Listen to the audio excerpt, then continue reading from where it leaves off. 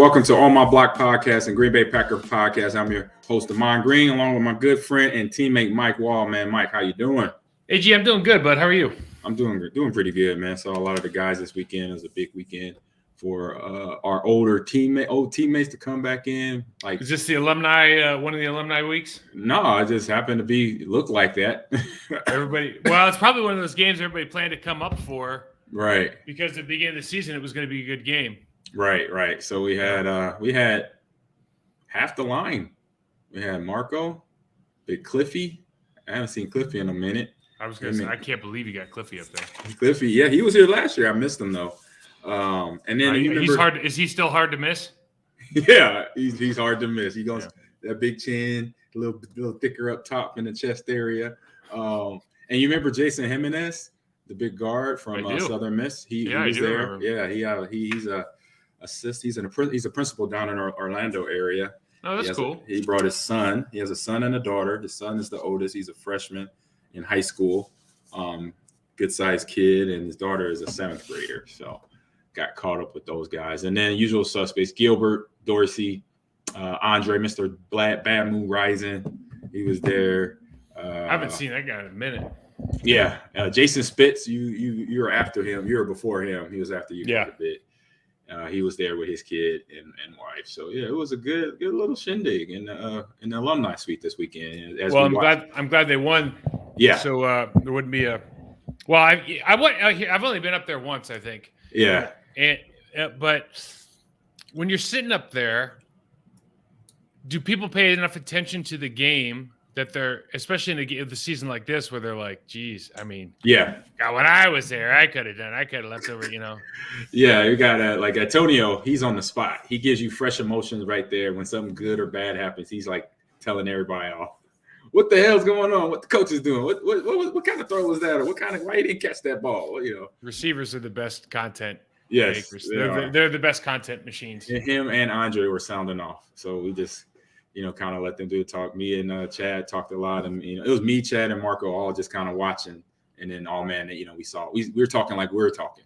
All they missed a little cut back there, or the block didn't get solidified, this, that, and the other among the guys. So that was our talk. So let me get into our sponsor read real quick with BetOnline. So best ball is back, and BetOnline remains our number one source for all your sports betting needs this season. So you'll always find the latest odds, team matchup info, player news, and game trends at BetOnline. And as your continued source for all sports wagering information, BetOnline features live betting, free contests, and giveaways all season long. So always the fastest and easiest way to bet all your favorite sports and events, whether it's NFL, which is going to be a lot of good bets coming up because we got playoff coming up, and NBA, NHL, MMA, tennis, boxing, esports, and even golf. So head to betonline.ag to join and receive your 50% welcome bonus for your first deposit. Make sure you use the promo code, though, BLEAV, BELIEVE, to receive those awards. So BetOnline, Mike, where the game starts. And so the game started pretty good for those Pack and ended well. Had a couple, defensive sequences where they had some life going. Zaire, you got here later in the chat talking about Zaire and his gameplay. But it was just something that the team is now, what I saw was they still show why, where they're at in the season, but then showed a little shiny light of they played against two bad teams in the last 2 weeks. Is that what you're saying? Basically that. Just call it. Yeah. Somebody asked me this morning. They're like, "So what's the difference?" And you're digging for content, right? Yeah. It's like, what's the difference between this in the last 2 games? This momentum. I'm like, they played 2 bad teams. It's pretty easy. Yeah, they're kind of there. They'll play a couple of good teams here coming up, and listen, it's hard to win in the National Football League. We covered the spread, so that's a win. It was 24-12. So we covered the spread, maybe the first time all year. Yep. So there's a lot of good things that are happening from individual players, but when you look at the totality of the game, and you look at, listen, that Rams offense. The Broncos offense is bad. That Rams offense is bad. It's brutal. It's brutal. And what was nuts last night to me was as much of a master as Sean McVay is with disguising, spreading the field, and using, dude, that was the most. It's not cookie cutter because they do some different stuff, but we talked about it in our preview. What are they going to try to do with Baker Mayfield? Under center play action pass, right? A couple of misdirection plays. It was literally like every single play after the first quarter, you could pretty much just by where Baker lined up, you could kind of figure out what it was going to be. If you wanted other players, like, are they going to hand this ball out? Like, our linebackers weren't fooled after maybe the first quarter, as far as like under center play, it just didn't work. No. And it's one of the few times where you're like, man, I can watch the Sean McVay offense, and it's because they don't have the full complement of plays, but you can watch this offense and they don't have players. Right? Yeah, the players too. Right? It's like offensively and defensively, right? But they just, man, that was just that's some bad ball. That was some bad ball. It showed where Baker's time in that locker room and studying that playbook. Where last week it was just it lined up for the plays to happen the way they did for them to get that win with Baker. 2 days of being on the team and being in LA to now you got a full week and now you're processing everything from audibles to change the formations. If you find out if it's man to zone, and then you're facing against the Packer teams from a part of, they are still going to prepare, regardless of what the record is, they're professional. So we're able to prepare enough to say, okay, Baker, he only knows so much. And that's what it made it look like. On that football field. And it was the product of to him not knowing exactly where to go on some plays, but then having all that information being thrown at him in the last week from McVay and his offensive formations that he usually comes out in when they have a healthy quarterback and healthy offense that has the potency of the players they have, like Cooper Kupp not being out there and other players as well. So. Yeah, their offensive line sucks too. I mean, they suck. I mean, listen, they're professional athletes and like they are not good. And I mean, the Green Bay Packers had 24 sacks going into the game last night, which is not a big number. No. And they had five. They had 5 sacks last night. And like Preston's. Let's just start. I want to start the show by saying this. Preston Smith is our MVP right now 100%. On defense. There's been nobody this year who's played as well consistently as Preston Smith. And key word is consistency. Do you agree with that? Agree. I saw the 3 or 4 plays series at the end of the game where it was just all him stopping the run or making it a problem for them to run the ball. And he was brought in to sack quarterbacks, but he's doing his full complement of jobs that a linebacker, outside linebacker, a defender has to do. And he did that. And he's been doing it all year long. He's been doing it. And I think at some point last year, AG, he was like the number 1 rated, BS, statistically best rated edge player against the run. Mm-hmm. And I don't know what he is this year, man. He is just such a force of nature on the edge against the run. And then you just see what happens when you're playing against bad offensive linemen. Their right tackle is the only guy that like name you'd even recognize on their team, and he just abused the hell out of him last night. Like it wasn't the 2 sacks because one of the sacks was actually the running back. Like literally, we're gonna see it, but dude, when the running back runs into the tackle, there ain't nobody matter in the world in that tackle. I learned that day one. In Seattle, and then when I came here, I think it did it one time. It might have been you or Marco. It only takes one, bro. It only takes one. And y'all give me that look like. That kill me, I'm gonna kill you. You do that. Well, it was bad then, but now, like they got ESPN. They're showing him get his ass. He's like, dude, he didn't even lose. Like he did lose, but it just adds to it. It adds to it. But he had at least three pressures, and aside from the 2 sacks, I mean, he's just playing. He's playing at such a high level. It's fun to watch. They're still giving up even the first series, man. They're giving up 3rd and 17, 3rd and 13. They're playing off. Rasul's playing press. He gives up 3rd and 13 to Van Jefferson in the 3rd quarter. You see all this stuff, and you go, okay. There's some good. The young guys are playing well. You see Devontae White and Egbari, Collins. They all combined for. They had every one of these players had a sack last night, right? Yep. Quay Walker had a sack. Devontae White and Hollins combined for a sack, and Egbari had a sack. So there's 4 guys, really, counting Hollins, the first-year guys here. 3 of them were drafted here. That you just go, okay, well, we've got guys contributing so that you can see into the future.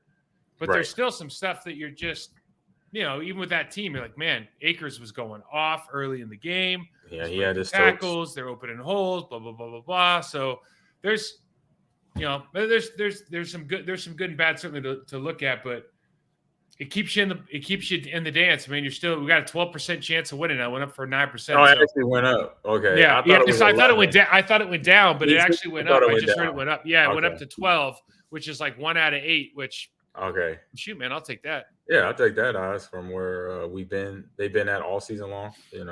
Having from the injuries to the missed calls and just not good gameplay. Overall, to be in this situation to still have a chance where you basically got to fight to win these next 3 games. And now that we'll talk about later this week, but they'll be on the road in Miami against the Dolphins for Christmas Day game. So that's going to be the next step for them in this whole process. But back to this game, so go ahead. I was going to say, think about these. Listen to these stats. This is the LA Rams. This is the Super Bowl champion LA Rams. Yes, I know. Mayfield, 12 for 21 for 84 yards, 1 TD, 1 pick. Yep. The team rushed 12 rushes for 72 yards. Like, just start doing the math, man. That's not a lot of plays. Yeah. So 5 sacks, so 36 or 27 dropbacks, or 26 dropbacks. Yeah. 12 rushes. That's it for plays. That's less than 50 plays. Cam Akers, 12 for 65, and then he disappears. 12 for 65 is like a great average. That's not a good average, a great average. Right. That's a good day. That's over 5 a carry. It's like 0.3 a carry. 8 penalties. This is really the stat of the game. 8 penalties for the Rams for 76 yards. And it just first downs all over the board, right? They get a first down, they take it away. They make stops on defense. They had a sack, they gave it up. Ramsey's got the holding call in the end zone. I mean, there was a lot of calls on both sides where you're like, dude, stop. Just put your flag back in your pocket. We don't care. Even though they're going the green base, it doesn't. Right. At some point, we just want to see ball, man. We don't want to see the refs on every single. Sean Nixon's deal against 53. The guy who was on his case about what's his name.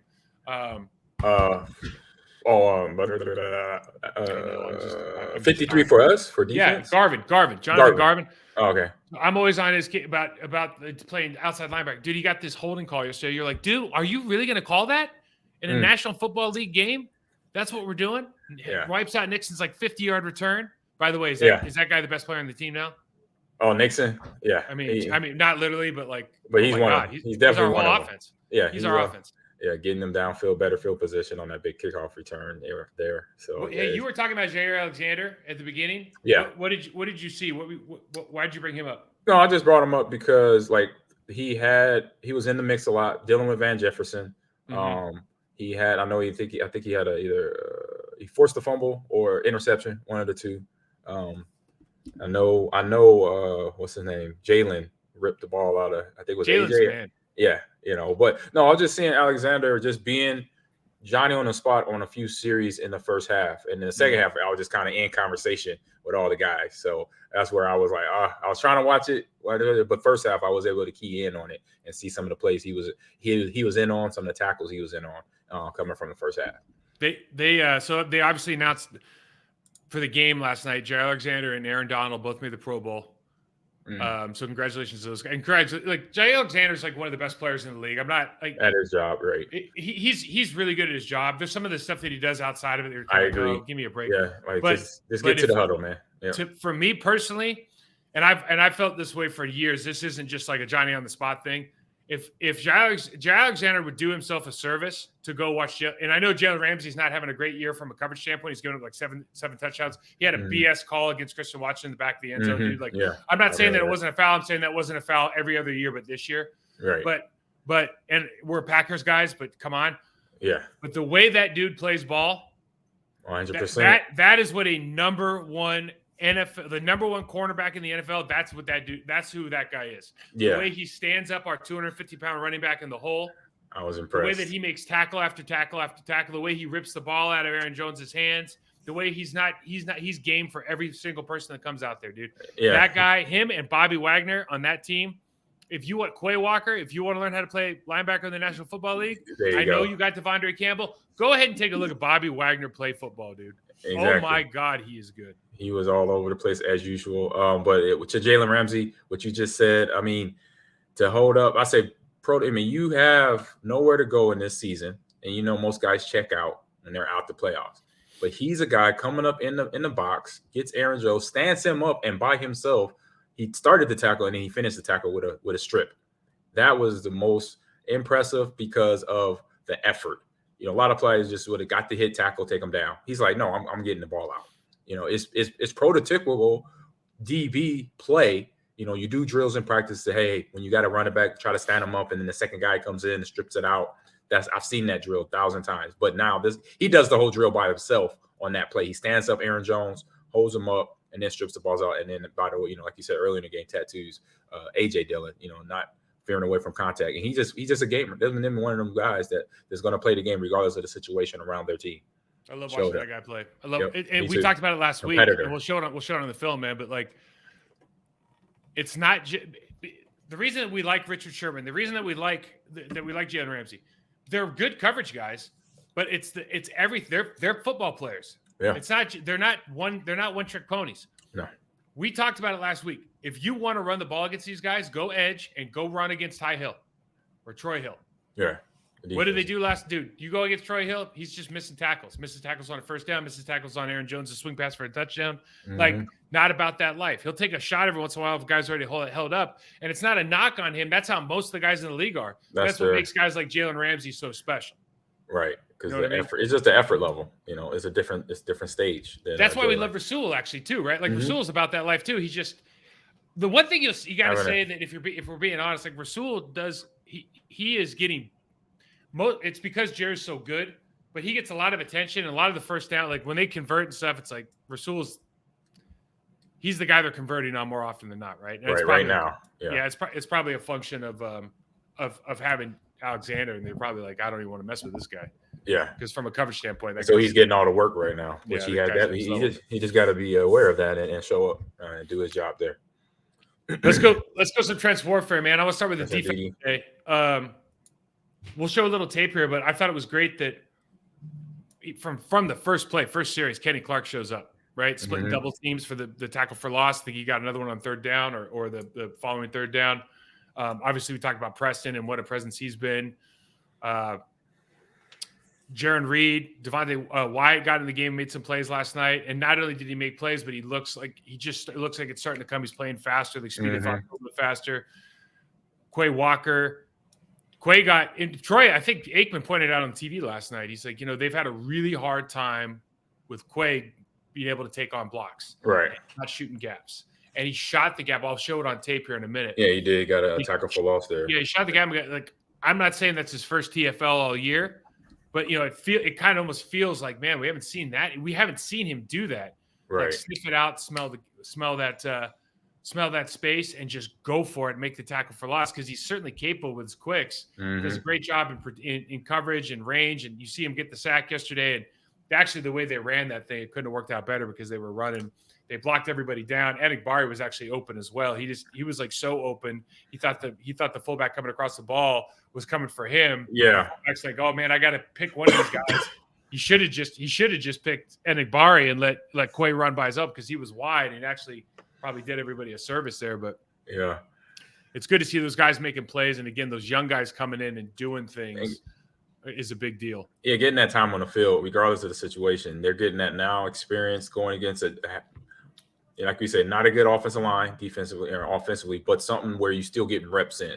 And those reps will count towards your development as a player, because you stick to your disciplines, you stick to your rule, gap integrity, you do those things. And then the plays that can be big plays for yourself. That's what we saw happen in this game against the Rams. And 5 sacks is 5 sacks.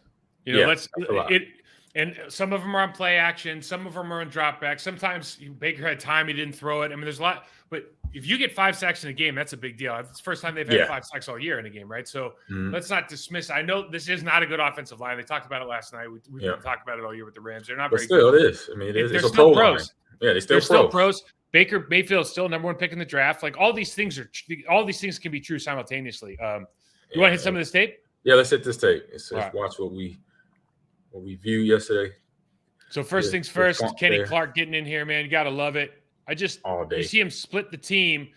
And again, we always talk about it. Like, if you attack one guy or attack that gap, he actually does a great job of turning that left guard's shoulders. I don't have the end zone copy on this week. But you can see his hips starting to turn already. Yeah. And that's good leverage on both of them. He's slicing and then just comes off, makes the play. I love seeing this stuff from him because it's what he's capable of. And one thing that you got to talk about with good players too is like good players should take advantage of bad players in the National Football League. 100%. Like if you know the guy in front of you is not at your level, like it's your responsibility to the team to destroy that person. To show it, as they say, expose him or that players is your job. Yeah. When I, playing facing linebackers, facing DBs downfield, or even defensive tackles in the middle, if they weren't prepared with me running through the gap, then I'll make them pay for it. Because I know if they caught me where I was kind of off my game, they will make me pay for it. So that's just part of the game as a professional. And it's more of a respect thing. I would take it as respect because then that's making me realize with them showing me out in a way, I need to get paying attention and get my awareness up, because he just owned me on that play. I need to figure it out and get it right for the next play. I always remember because it's really intimate with the offensive line, obviously, right? Yeah. And so you remember Corey Williams? We picked up Corey Williams, defensive tackle. So Mike and I used to. Corey Williams was a scout team at one point. He was a scout team defensive tackle between Flanagan and I. Yeah. And we would just beat the ever living hell out of that guy every single day. And I'll never forget, man. Like he came up to, first of all, he became a great player. Yep. Then he got paid by the Lions. And I'll never forget, man, I was up in Detroit walking off the field. He came over and he's like, "Hey man, I want to tell you something. I appreciate that you didn't ever take it easy on me." He's like, because now it's like life is good. You know what I mean? And that's and that's what is expected, right? The expectation is you just always are giving your best, regardless of who it is, because that's how you improve everyone around you. Exactly. Being a good teammate, making them better. So we see Preston's first sack. We'll show you because I love they showed the end zone in this. Raven. That's around Raven. Was it Raven's Claw or whatever? I think that's Harry Potter. Havenstein. Yeah. Raven. I knew it was something. I knew it had a V in it. I knew that much. Raven's Claw. Hold on a second. You got me, bro. All right. So first of all, Havenstein opens up in 2-1-2, and he's already turned to the sideline. You see, that's a problem. Yep. But then, dude, look at your guy in the backfield. He's looking the other way for one. It's probably his blitz responsibilities, but he should be more in behind 63 instead of on the 79's inside hip, because he's not going to be a help at all. So he just needs to get his body over just a little bit, but let it roll. So Havenstein's already decided he's going to give up the upside here to Preston, and then he gets the wipe up, bump, out, sack.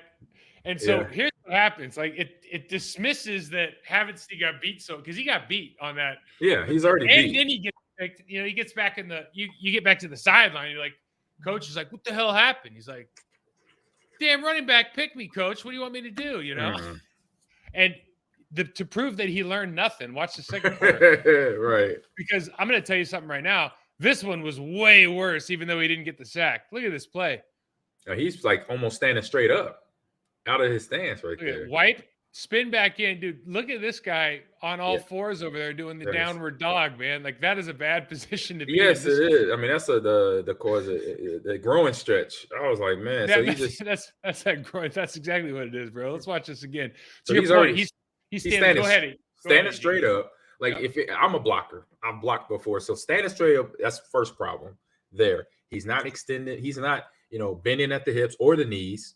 And then now he's just really at whatever Preston decides to do, where he throws in a spin move coming up here. So being high and not bent in the hips keeps him off balance. And then that off balance leads to him slipping and falling and on all fours in the offensive backfield for the Rams, which is not a good spot for your starting tackle there. Yeah, if you're ever, I'll just tell you from firsthand experience, if you're ever in this position, you might as well just walk your ass to the sideline, man. Because there ain't nothing good about to happen. That's a bad play right there. That could have been to the house right there. Right, it could have been too. Quay did a good job reacting. Maybe on that play, so he's starting to learn something. Being an outside linebacker for them. So hey, walk us through this. This is Quay shooting the gap here. All right. So I remember a few weeks ago we were talking about the Lions line, the young linebacker shooting the gap on instinct, and now Quay. That's what you need to be. That's what you need to see next for the rest of next season. in his second year, this is what we need to see. When he sees ball action and he sees the running back get the ball, regardless, I say really get them the ball, be in that gap right there. Because once you make the read, and if this was play action, okay, you get stuck in there, but then bail out of there. Find your next guy, the guy crossing your face or a guy that may be behind you if it's play action, but this is not. So then shoot that gap, does a great job avoiding the blockers, guard tackle in here. I'm not sure I didn't get a chance to see if he used hands or not, but he was able to get around him real fast and make a big play in the backfield. Yeah, he can just shoot here because everyone's running this play now. You're either pulling the backside guard, backside tackle, or you're pulling the backside guard and you're leading through with the backside tight end or the guy who's hipped off from the weak side tackle. Mm-hmm. And so all he's doing right here, this is like linebacker 101, but you have to be able, you have to have the speed. Like I can't do this, but linebacker 101 is follow the puller, right? Yep. So you just get in the hip pocket of the puller. That's all he's doing. Now you have to be a special athlete to be able to have the speed to do that. Like again, I can't do that. You could do this though, but you got to see it and you just got to go. And he just goes right through. 68 is trying to hinge on the backside and Enigbari, and then he sees him late. But like by that time, the show's over, man. If you didn't close down to the center, if you didn't close down that B gap, he's going to run right through. You're not going to make that play. He's too good of an athlete. But great to see him shoot this gap because like we talked about earlier, man, it feels like it's been weeks and weeks and weeks. We're like, dude, just start making plays in the hole behind the line of scrimmage. You're too good an athlete. He has the ability. I remember, so back in our time, I've seen Urlacher do that a few times because they were getting B across the head with that power, and he ended up shooting backside A gap and getting me in the backfield for either a tackle for loss. I remember one at Lambeau, he was able to get the ball stripped out of me. I was like, oh no. So definitely, I understand this, but good job by Quay learning now from the mistakes he's learned from what the mistakes he's had earlier in the season. And I just wanted to highlight Preston. This is the exact same play from the end zone. So we've talked about that box technique where everybody getting blown out, and it's happening all across the league. Like every guy that we know is like, why are people keep doing this? Why aren't they going same foot, same shoulder? Why aren't they striking opposite? Whatever. Mm-hmm. Why are we boxing in? Watch how Preston handles this. Right? Oh, you're gonna run at me. This is where the hole is. Okay, I'll take care of it. And just dumps everybody right there. Running back has nowhere to go. They're cutting you. It's you can muddled cut them. Up. Yeah, this isn't one of those low block from the cornerback. Like you're in the box right now. You can go low and take this guy out, create the pile, and all of a sudden, running back has to stop his feet in the middle of the in the backfield. Yep. And you got a guy like Quay coming backside, man. The show's over. And then also with that, it's all muddled up, and you have Adrian Amos and Razul Douglas right there. You have two references to the comic books. Ra's al Ghul, Batman. I know. I know that one. Harry Potter and Batman. I said, yeah. Comic-Con's got to be coming up, huh? No, I still got to the summer on that. Till June. All right, let's get the offense going there. But yeah, good job by Preston. Because like I said, you want to muck things up. You want to muddle things up to where Cam Akers, he was having a good night. That play right there slows them down, and it sends a message to other teams of what may be the options they got to deal with Preston Smith defending him. There's something we were talking about Jalen Ramsey, but let's talk about Preston. I mean, one of the things that we love is it's not like just that you're out there making the play. It's how you make it. Like that's a physical play. You know what I mean? That play when that guard comes, I'm just telling you from experience. You know this too. Like when the guard comes again. And he just got took out and did like a somersault in the air, you're thinking about like, oh, dude, is he going to take my knees out? Like your life changes because you start thinking about your future or whatever. Or like in my case, it's like, oh, dude, now I'm going to try to tear this dude's helmet off because he's trying to take a shot on me. Correct. But regardless of if you're not thinking about doing your job, you're thinking about getting injured or thinking about hurting the other guy, it takes away, but it really helps your team as far as like the confidence level of your team. Yeah, confidence level just goes up. Yep. Because now that player has to hesitate to think about, okay, when I come around, I might see this, and it'd be the cut block again, or the take him high this time. But now he's at the dismay of the defensive end, Preston Smith, in that situation there. So the Packers offense of the tape, man. Let's just do a real quick recap. I thought there were some great holes on the outside that we talked about. You can attack the edges on these guys. It was interesting.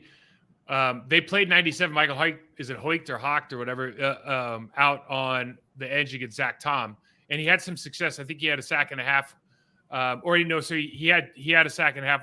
He had a sack, and then him and Michael Hoyt. Yeah, Hoyt. They combined for another one, and that was one of the calls. We'll have it on tape here. But Zach Tom got muscled a little bit last night by a 305-pound defensive end, which is kind of to be expected. We didn't see a lot of the misdirection stuff, but we did see them attack the edges, knowing that like that's one of the guys we should be able to run against in space. Talking about Aaron Jones and AJ Dillon now, ran it on the toss, ran it on a couple of the keeps, so that was nice to see. You look at Aaron's numbers, and Aaron Jones or Aaron Rodgers, 22 for 30, 207, touchdown and a pick. Alan Lazard pick, miscommunication, but really like that's to me that's an Aaron that was an Aaron problem, not an Alan Lazard problem. Yeah. But for rushing standpoint, we ran the ball 35 times. Awesome.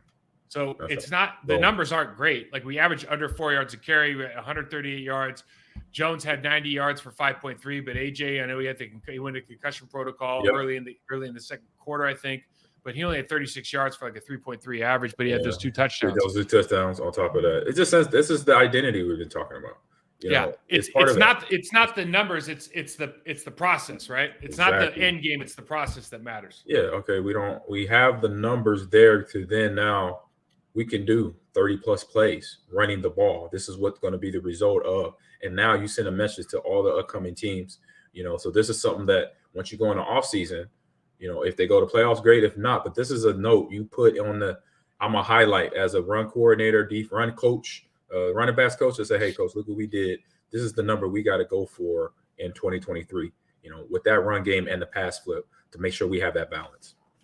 One thing that you notice in a number of the drives, actually, and I know AJ had 2 rushing touchdowns, but at least the second one was off of the fact that on 3rd and 6, they throw an incomplete pass and they get Jalen Ramsey gets that call. Yeah. And then they run the ball twice and he gets in after Jalen Ramsey stands him up in the 2-yard line. But the Packers still, it's like they get all the way down there running the ball or, running the ball, doing some quick passes. And then it's like, we got to get down there. It's like, I feel like I'm watching that movie Varsity Blues where like they don't want to give the running back the ball at the 2-yard line, dude. And they're like trying to throw it in. I'm like, dude, just give him the ball. He got all the way down there. And I know he did have those 2, but it does feel like there's on the first drive where we had where we had the field goal. It's like, give him the ball, bro. Just goal to goal. They put that stat up. Packers worst team in football with first and goal to go. The worst team in football as far as percentage scoring. And then it's like, they passed the ball a couple times, kick a field goal again. Like, here we, And then they did it again the start of the game in the 3rd quarter. Right. And luckily we got the penalty to give us another first down and blah, blah, blah. But it's like we get all the way down there, man. They do the hard work. It's like, what was that guy's name in that movie, Varsity Blues? Like, what, you guys don't like him or what? You don't want him to score a touchdown? The running back, I think it was Wendell. It was Wendell. Y'all don't want it was the kid from Dawson's Creek. Y'all don't want Wendell to score a touchdown? What's wrong? Whatever. He's like, I met that actor. The actor that played the running back. I was out in Cali one year when right after that movie came out, and one of my friends was hanging out, and they said, "Hey, man, we got my homeboy coming over." You know what? It was the running back that was in Varsity Blues. I'm like, oh, okay. And I met him. He was legit. He was in good shape, So I'm like, oh, what's up, man? Pretty cool. One thing that happened against the offensive line for the Packers last night, they have some good, like Greg Gaines is a good player. They have some good players. Yes. But they don't have the good player. Donald's not playing. So what they have to do is they have to start slanting and moving around. They're blitzing linebackers. They have run blitzes. They have pass blitzes. But what they're trying to do is stunt game. Yeah, they're trying to run those slants and those stunts. And sometimes you get caught. And then sometimes if you're doing pin and pull stuff where you're down blocking, you're pulling guys out, you're running the guard tackle pull to the backside on the counter, or you're running the guard and the tight end on the backside of the counter, or like we used to call stutter to the open side. Like it's all you can eat because there's nowhere once you either get washed or if you're coming back to a guy that's down blocking, that's not really a big deal anymore. So that's how teams are answering, and it's like feast or famine. Every once in a while you make a play in the backfield, but you see there was some big holes last night if we go to tape here because very simply like you can't hold up playing dishonest football. That's not dishonest. It's not me trying to beat you. That's me trying to like cheat a gap. Cheat a gap or like guess that I'm going to be right this one time. Exactly. And like in the same for runners running, those counters, those stutters that we talking about that we did, you can't cheat either running the ball there and try to think I'm going to go every now and then, once we got good at running stutter and power, I could cut backside A gap. But every once in a while, once in a while, the nose tackle was trying to play over the center. Exactly. Right. So what I remember Sylvester used to say it was it's fool's gold. AG, don't go back there. It's fool's gold. It looks good because you see nobody there, but somebody's going to show up because if they're playing discipline to the cutback lanes, then you got a backside linebacker or even a corner sitting there in cover 2 waiting for you. So be careful of that cutback. I'm going to tell you something that you'll love. So I'm sitting in Carolina my first year there, and Okay. we can't. It's just you don't have we have Steve Smith catching a hitch and taking an 80. That's our offense. All right. Run the ball. We have Steven Davis. He's on his last leg. We have Deshaun Foster. They're good players. Very we still haven't figured it out, right? And so one time, Jeff Mitchell, our center, gets beat over the top, and Steven Davis takes the power out the backside. That literally became a play. That was the play. It wasn't like that. It wasn't like we had power and another play. That was power was now. Okay, we're just going to assume the center is going to get beat backside, and Steven, we're going to take you backside A gap. You're going to run, you're going to follow Mike, and then the last minute you're going to cut back. That was the play. Oh, and first of all, you're telling a runner like where to go. Yeah, that's not good. Yeah, on a read like that. But then I was like, you guys are assuming he's going to lose every play. That's what we predicated this on. Yeah, that's not good. That's literally what we did. For digressing, but geez, yes. Oh my goodness. Okay. First play here. Listen, Mercedes Lewis, good on good. Mercedes on Bobby. We like that. We're running the same play that we just saw with the guard and the tight end coming backside. Aaron Jones is following it through. We got Mercedes Lewis coming down to block Bobby Wagner. We're getting good on good there. And then you see Leonard Floyd, 54 here. Lit up. Now he's using that same box technique. Yeah, he's trying to keep the outside arm open. He's trying to here. But if he kept the outside arm open, you see what I'm saying? When I say box, I mean he's keeping his chest towards the football. Yes. Versus if your chest is towards the end zone and you just go same foot, same shoulder, you can close down this gap and hit. Yeah. And now you have this outside hand open in case he wants to bounce. When he's closed down like this, like let's just imagine that Aaron Jones makes a hard right here. Mm-hmm. Floyd ain't catching him because now Floyd's got to go from where I'm pointed here. AG, all the way back here. Yeah. Jason, you see what I mean? Yeah. And so, I see what you mean. When you make a box, and so box play right here, this is easy for a tight end, a guard, a tackle to push this guy out. If I'm running at you and you just stand like this, I'm like, oh, you just made my life really, really easy. I'll put my helmet under your helmet, my hands inside, I'll just push you out, and we get these big old plays, man, because that's just a big old gap. That's an easy ask for an offensive lineman or a tight end when they're pulling. Yeah, you see Jalen Ramsey in there sticking his head in there too. Exact same thing now, except for we have Davis going down on the backside tackle. This is an open-ended play. So Floyd again is playing that box and getting kicked out, and then we just have Tunyon on Wags. Tunyon on Wags, give him a little something. Ooh, let's see. I didn't see this, but he got lifted up. It's fine. Okay. I mean, Bobby Wagner's a Hall of Famer, but he blocked him. That's all. He got in the way in the proper way too. That's all. That was it wasn't just like he went in and dropped to his legs. He actually made movement because he got in his way the proper way. There's a way to block without really giving a full effort or just not with the great technique. By getting in his way this way, having his back to Aaron, that gives me a cut. That gives Aaron a lane. Be like, okay, I could go to his left. I got to keep it skinny because I see Christian Watson blocking the guy too, but I got to go skinny right up that gap, which he does. He hits it fast and low. So good job there by Tunyon. And I say good job by Aaron Jones seeing the crease. It's too bad we can't see the end zone copy because you could just see where Tunyon, Davis, and I think this is Watson, their blocks. There must just be this wide open lane there. You know what I mean? I bet you could drive a bus through that damn lane. It looks great from this angle. Exactly. Just enough space. And when you have a good running back like Aaron Jones, that's all you need. Just give him a little bit of space. That's it. Okay, this is something for fans. I don't know if you're interested in this or not, man, but I just like this is kind of stuff. I am. They always talk to you about, okay, if you've got two guys clumped together in a like a 2x2, if you are playing DBs, if you are playing foot to foot, even with each other, they're gonna probably do some sort of switch release. And when you do that, you could just see watch 24 here on the inside. They're going to switch release, but because you guys are on the same level, we talked about this with the Packers weeks ago, where if you're on different levels, it's easy to adjust. If you're like this, you have no idea what's going on. And watch 24 here. This is against Cobb on the outside. He immediately steps in. Cobb has leverage now. Game's over. Yep. Right. It was just that's how subtle it is when you when you're playing in the National Football League. You take those steps inside. Yeah. When you take those steps inside because of the switch and you're playing on the same level, so you don't know what your guy's doing, you got automatic problems. Easy pitch and catch for guys who've been playing together for 10 years. Mm-hmm. You know, that's good football, man. Yeah, take advantage of that. Yeah.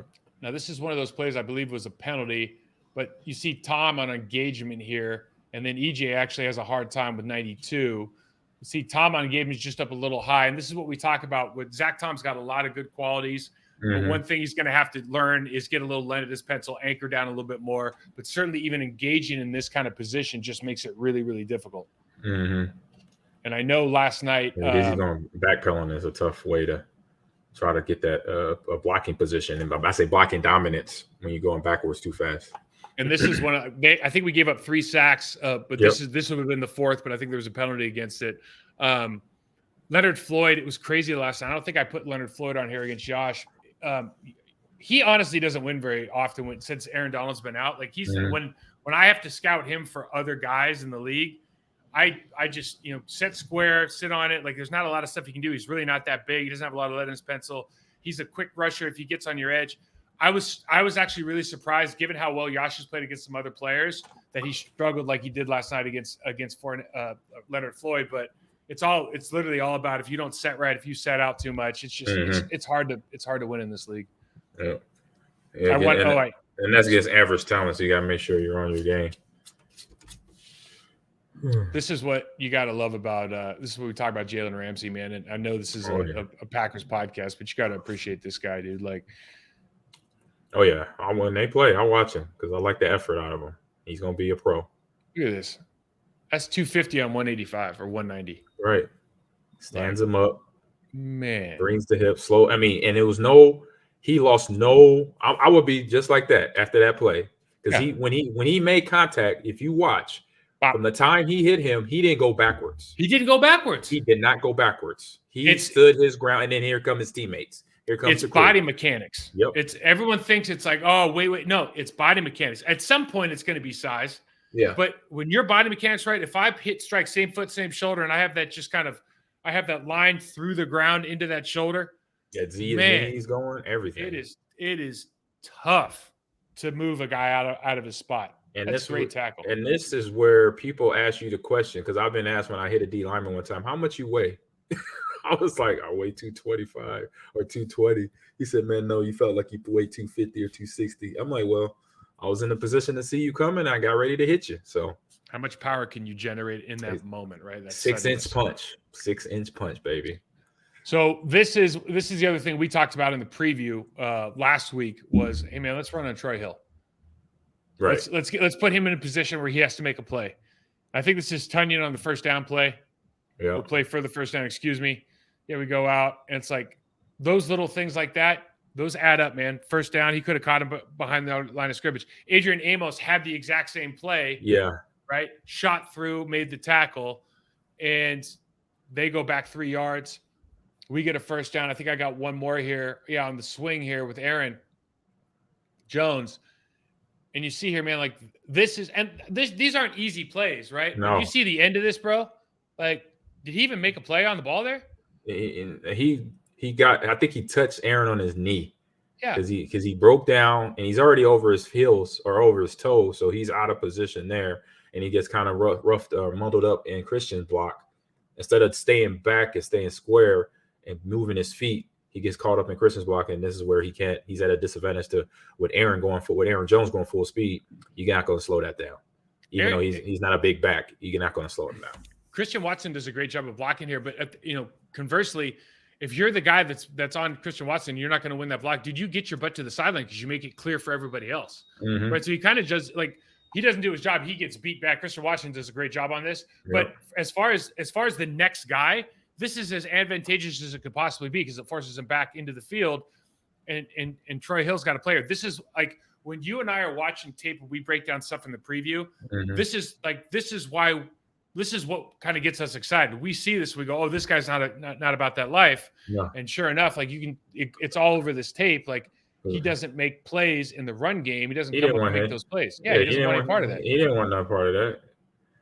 He wasn't This is prepared for it. This is the last one. Under center play action pass. And when you're running the ball effectively, when you can run the ball from this formation, it just has a crippling effect on the defense. You see both linebackers get completely sucked up. Mm-hmm. You see that the free safety is opening to the field now, and you're going to see here in a second that this guy opens with his butt to the sideline. There just couldn't be any more room to play pitch and catch with, the 4-time MVP here. Look at the amount of space he catches this ball with, man. I mean, that's what dreams are made of. Yeah, that's what you're supposed to do. As everybody's biting on the run, because now the run action is working. The run game is established. So you got the linebackers, you got the linebackers respecting the run, and you got the DBs, especially the safety. I mean, he's probably playing his coverage, but has to say to yourself, okay, this formation, this is the concept that could come my way. I might have an in-breaking route.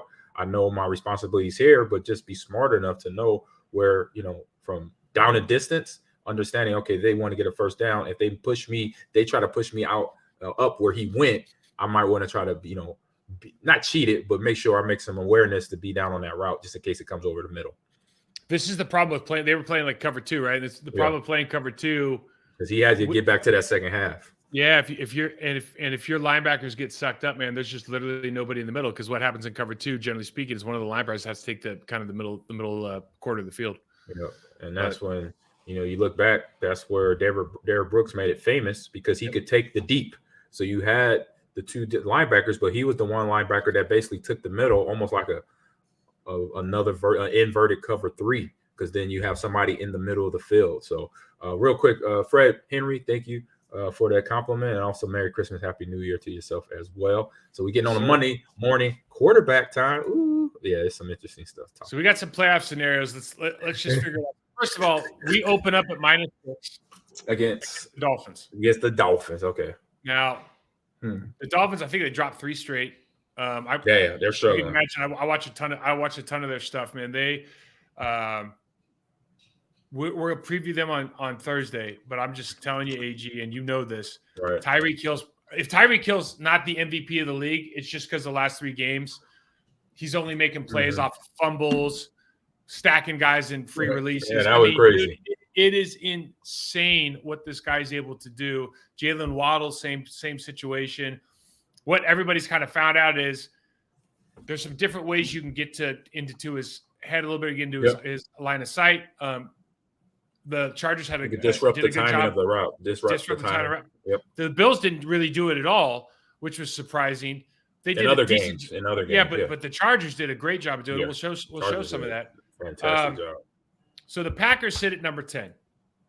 They're 6-8, 1 game behind the Seahawks, 1 game behind the Lions, both at 7-7. And then there's another team. I think the Commanders are like a game and a half or 2 games behind. Okay, so they got to win out. There's a bunch of different stuff that has to happen. I think it lined up pretty well. But realistically, one would say that if you can beat the Dolphins, which is a 6-point under, that's a big number, even though you're in Miami. And then you got 2 games at home. I mean, I don't know, AG, how do you see this? How do you see this playing out? Let's just, first of all, do you think they have a chance against the Dolphins and that offense?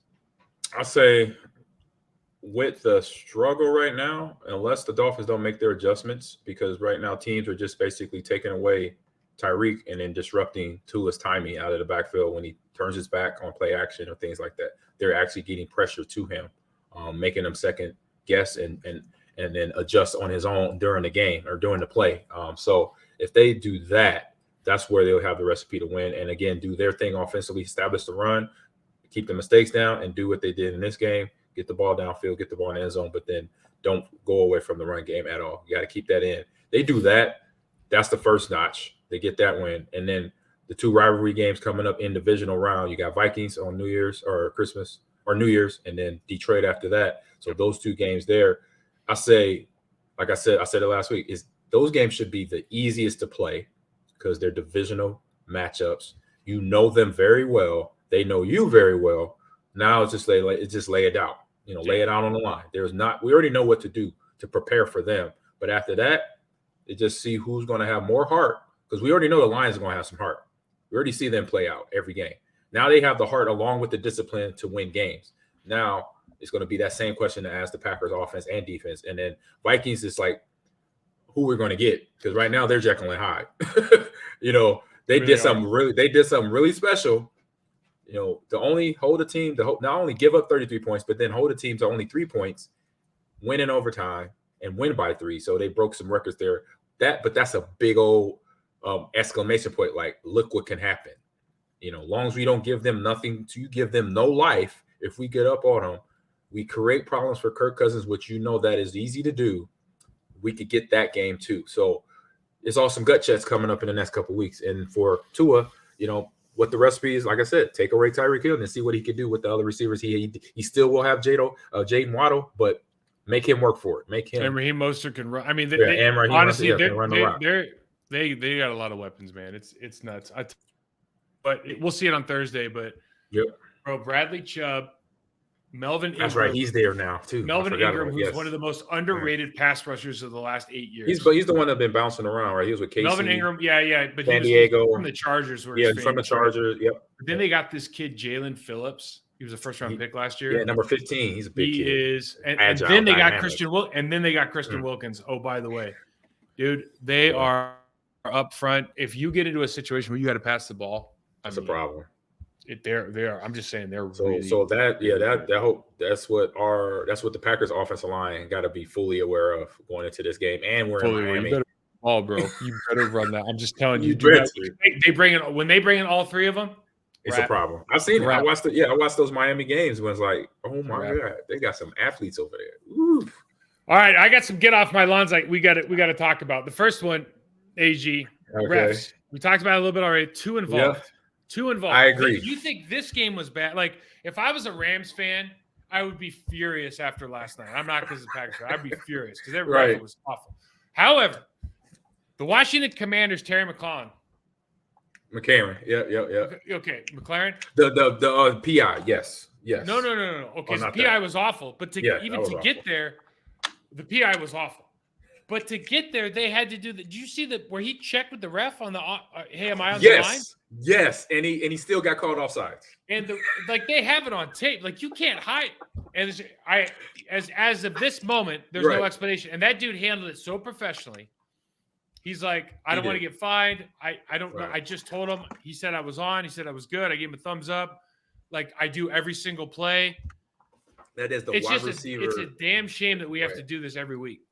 It is. I mean, that is the wide receiver, the normal thing they do. As soon as they get on there, they look to the referee, they point at him, and the referee says, "You're good," or say, "Hey, you need to get back, or you need to move up a little." They'll help you adjust in those 2 seconds. When you look at the referee, they'll go, move in, you're good. Okay, boom, right there. And to have that still, and I agree with you. To handle that, I think any other player. Like a TO, he would have lost it. He might have lost it. Like, you referee, you told me I was set. You gonna throw it? Oh my god. Yeah, it's tough to watch. I mean, there's a lot of stuff that was tough to watch this week, but that was just. You just don't want it. You don't want the ref. If you never hear the referee's name, that means they did a good job that day. It's like offensive lineman. And I'm gonna digress here. So we talking about penalties. Yep. So what was your reaction to all the penalties during World Cup? The last 2 games, the 3rd place game and the final. Because there was some stuff that was questionable, and I heard comments from the players in the final. So I know in the final that France, whoever loses is more angry. Yes. I saw that. I heard that. That was I didn't think the penalties. Let me say this: the French. The game France versus Argentina was the most entertaining sporting event I 100%. Have seen in a long time, and it's not even close. And that was top dollar for that. Yes. That was 2 of the best. The Mbappe scissor kick goal, and the build-up goal with the 5-1 touch passes from Argentina.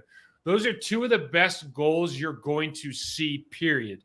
And then on top of all of it, you've got 2 of arguably the 5 best players of all time, one of them being only 23 years old. And Messi's got to be the greatest player of all time at this stage. Yeah. And then you have, on top of all of that, you've got all they bring out Di Maria, you take him out early, and all of a sudden Acuna comes in and they score 2 goals. You're going, oh my God, and you can't use him for penalties. The shootout. It was one of the most entertaining things I've seen. From a referee standpoint, I actually thought they did a pretty good job. I really liked the ref for that game. I didn't think as much of the Croatia third place game. Yeah, I thought the ref did a great job. I think it's natural for the opposing team to complain about the refereeing, but I thought it was pretty good. Yeah, I thought I'd ask you because you're more into that. I'm learning, international soccer now, so I thought I'd ask the expert on that. So, hey, this next one, I just saw the video on it. Oh my God! I saw the video. Big Willie style. Oh man, you can take it away, and I'll throw in my comments here. So Willie McGinnis got arrested for Everybody knows Willie McGinnis, Patriots guy, NFL Network, and here's the other thing about Willie McGinnis. Willie McGinnis is not a pillar. He's not small, no, right? And so he hasn't lost any of his size. He's like 51, but he's still grown ass man. He's a big dude. That's a big dude. Long arms. He could grab you from across the room. Here's the thing that I didn't. That dude. I don't know what that dude did, but I hope he deserved it because boy, he got worked over pretty bad. Yes. But they walked up into their restaurant in West Hollywood. Woo! Him and his crew walk up. He says something. This dude's like getting up to say. I don't know what the dude's getting up to reach for his wallet. I don't know what the hell. And Willie McGinnis beat the brakes off this guy. No, that's not fair. Willie and like 4 friends beat the brakes off this guy. And it was horrific. I mean, can you imagine having dinner on a freaking Saturday night trying to hang out and 6'5", 265-pound Willie comes in with like 4 dudes and just starts beating the brakes off the dude right next to you? Before they get to the table, like I don't sit my back to the front door at a restaurant. Let's just start there first. Any restaurant and I'm in the back, I'm facing the front door. So first off, I'm going to see them coming. By the time they get to my table, I'm standing up to say to myself, okay, which one I'm taking out first? One of them is going to get it. But when I saw him walk up and the guy had his back turned, he doesn't know he's in his face until he's in his face. And you see Willie kind of get down, stoop down and talk to him. So that told me this was something that already happened. He said or did something to Willie or one of his boys. That has to be an act. There was an action there. It was an action to bring them in. And so Willie was like, I could sense the way he was talking to him. Like, oh, what's up now? Like, he hit him with a bottle. Was that a bottle? I thought he hit him with his fist or something. Oh no, he did, but then he hit him with a bottle. Like he picked up a bottle, hit him with a bottle. Hey, I just know Willie went to Long Beach Poly High School, same high school as Snoop Dogg. So he knows some people. Okay, he's about that life. Okay, let me tell you I'm going to give you a funny Willie story. Now we're talking about Willie, okay? Right. All right, so Willie was like the tough guy in the Patriots locker room. Okay? 100%. Except the problem was the Patriots signed Stephen Neal to play the right guard for him on the practice squad. Stephen Neal was the heavyweight Greco-Roman wrestling champion of the world. Ooh. Of the world, not WWE, the legit Greco-Roman wrestling champion. Gold medalist. Okay. Got it. So Willie's, as the story goes, and of course I've heard this. So this is at Patriot camp. It's a Patriot camp, and again, this is third hand. So okay. As the story goes, Willie's egging him on and talking about, hey, the wrestling don't mean shit if I'm gonna hit you in the face. Mm-hmm. And Stephen Neal said, "I'll tell you what, Willie, I'll get on one leg if you can take me down. That would be something." And I guess. Because that's what wrestlers do. Evan Mathis used to do this to me. Yeah. And so they go after, he gets on one leg, goes after him. Stephen Neal's just knocking him around. And to the point, it doesn't go well for him, right? Yeah, it doesn't go well for Willie. Doesn't go well for Willie. So as the story goes, months later, they're going to the you had to do that luncheon in Green Bay. You had to do that luncheon during training camp. Yeah, the Hall of Fame. One of that's they're all kind of out there. Yeah. And something happened, but Willie said something that I guess he went over the line. Correct. And Stephen Neal got off the bus. The New England Patriots now, Bill Belichick got off the bus and was like, "Get out here. We're going right in front of the bus." and apparently it didn't. Apparently one person got off the bus and one person didn't. Apparently, I don't know. Again, you hear the story from reliable sources, but nonetheless. Ooh, somebody got the smoke. Somebody got that smoke. All right, we got. Let's skip. Real quick. There's this dude that does this thing with the Turkish guy, Salt Bay, the state guy. He's trying to get pictures with everybody. I wonder where that came from. I've been seeing it everywhere. What a dickhead. But Messi, he tries to get with Messi. Messi's like, yeah, you're nothing. Get out of here. So that's why Messi's a GOAT. Of course. But let's talk about this one, dude, because the Pats lost in the least Patriots way possible. Oh, the least professional and it's like football the least way. I mean, AG, I don't even get to touch the ball, so you have to explain to me. It's a tie ball game. They give Stevenson the ball. Okay, he takes off. It's not going to happen. Why does forget the other guy? Why does he pitch it? I don't understand why he pitches it. No, it should have been no pitching.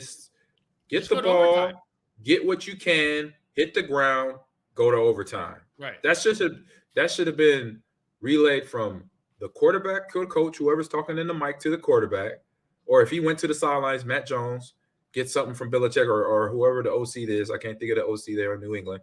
Okay, we're gonna snap the ball. If he gets a few yards, fine. Down it. Go to OT. That I've been in that situation.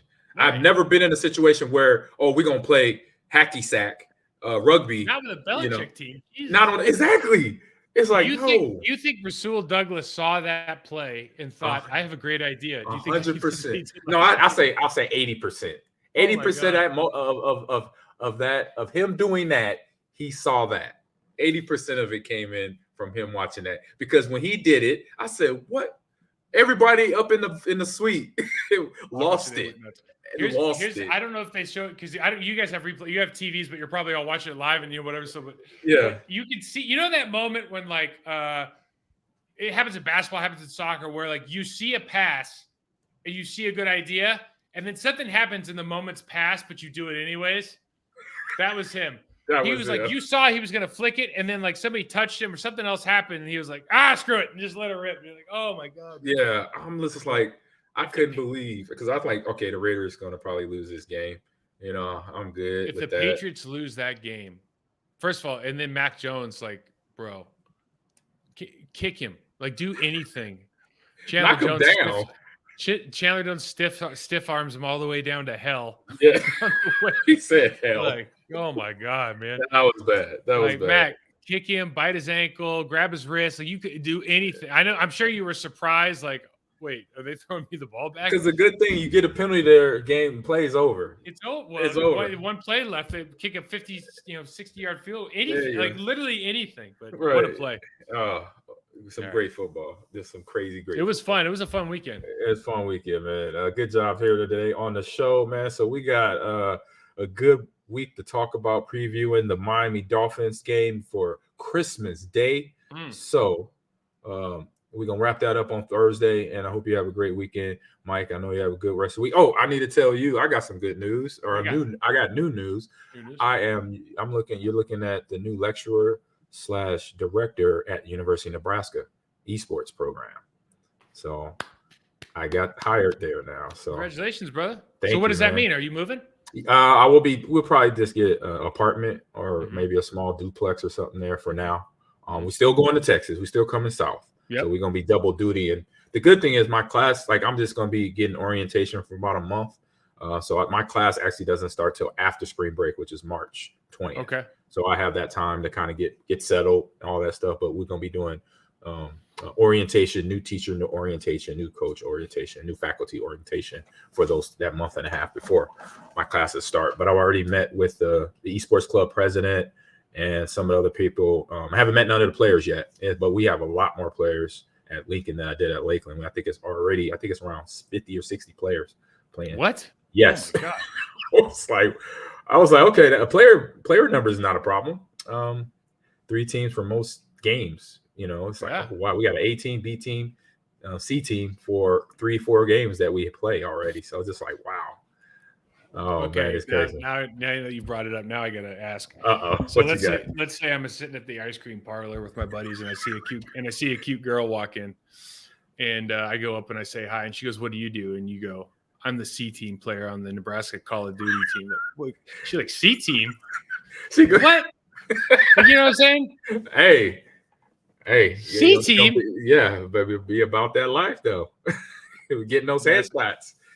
Man, congratulations. That's awesome. I didn't know you were going for that. That's big time. Yeah, it came out. It just like in the last, it just kind of popped up. They were, because I talked to them, in the summer, but it wasn't 100%. So I kind of like, all right, if it happens, it happens. If it don't, I know where I'm going to be at for the next few years. But then it just literally in the last 2 days, 3 days here was something that popped up. It was tough talking to my players at Lakeland. That was a tough talk. Obviously letting them know the information, letting the faculty know too. Give me the old Deion Sanders move.